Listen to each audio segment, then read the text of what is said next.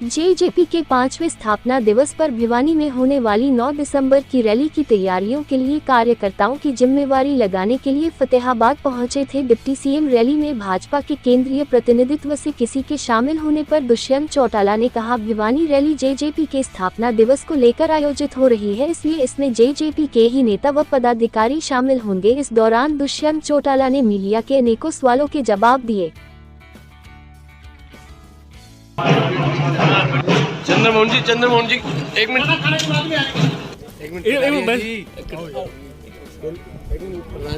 सारे सामने जी। पार्टी का 5वां स्थापना दिवस भिवानी में 9 तारीख को बनाया जा रहा है और फतेहाबाद के कार्यकर्ताओं की जिम्मेवारी लगाई कि सभी साथी मिलकर ज़्यादा से ज़्यादा संख्या में भिवानी पहुंचकर एक रिकॉर्ड हमारे 5वें स्थापना दिवस के उपलक्ष्य में बनाया और उसी उपलक्ष्य में आज यहाँ सभी पदाधिकारियों को जिम्मेवारी के साथ बताया गया है कि गांव दर गांव जाकर घर घर जाकर कार्यकर्ताओं को न्योता निमंत्रण और जोर शोर के साथ 9 तारीख को डॉक्टर अजय सिंह चौटाला जी के आदेश क्या तो ये मानता हूँ कि हमारे यहाँ पार्टी का स्थापना दिवस जो पांडु पिंडारा में था उसके भी बड़ी रैली हमें करनी। हमारी पार्टी का स्थापना दिवस पार्टी के सभी पदाधिकारी इसके अंदर मौजूद हैं। प्रश्न जो गठबंधन का होगा या सिर्फ जजपा के बैनर? अभी तो हम प्रयास करेंगे मिलके बनाए और हमारे नंबर पूरे होंगे तो जरूर हम प्रयास करेंगे। बिल्कुल हर पार्टी की यही कोशिश रहती है और मैं तो यहाँ नहीं सारों प्रदेश के अलग अलग कोणों में प्रयास करेंगे।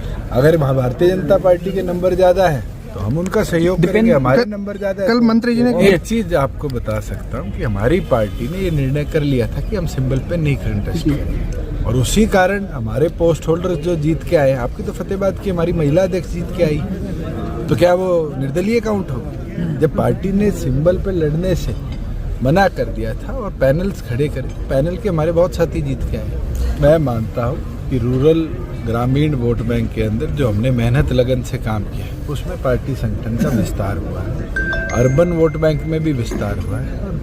ओवरऑल प्रदेश के अंदर जो हमने 3 सालों में प्रयास करे उसका आज लाभ नहीं, बड़ा विरोधाभास है। धन्यवाद करता हूँ डॉक्टर्स ने कल अपनी स्ट्राइक जो है वो कॉल ऑफ कर और जो मांग थी मेरे से भी चर्चा करी और उसके बाद सीएम साहब ने भी उस पर सवाया करके उनको देने का काम किया। नहीं, ये युवाओं के भविष्य के लिए बेहतर है और अब तो प्रत्येक बिंदु पर चर्चा होने के बाद ही ये निर्णय। देखो, हमने सभी सरपंचों के लिए ग्राम दर्शन पोर्टल का इनॉग्रेशन आज से 1.5 साल पहले सरपंच अपने गांव की समस्या और आगे उसकी फिजिबिलिटी को भी उस पोर्टल पे दिखा सकते। गांव के नागरिकों को भी ये आदेश है कि गांव के नागरिकों का हक है कि वो भी जाकर अपनी डिमांड्स को ऑनलाइन अपलोड कर सकते। धीरे धीरे जैसे जैसे एस्टिमेट और फिजिबिलिटी आएगी उनके कार्यों को हम गति। पिछले दिनों के अंदर क्योंकि पुलिस प्रशासन भी पंचायती राज चुनाव में व्यवस्था में व्यस्त है, कई जगह क्राइम की स्थिति बढ़ी है, उसके ऊपर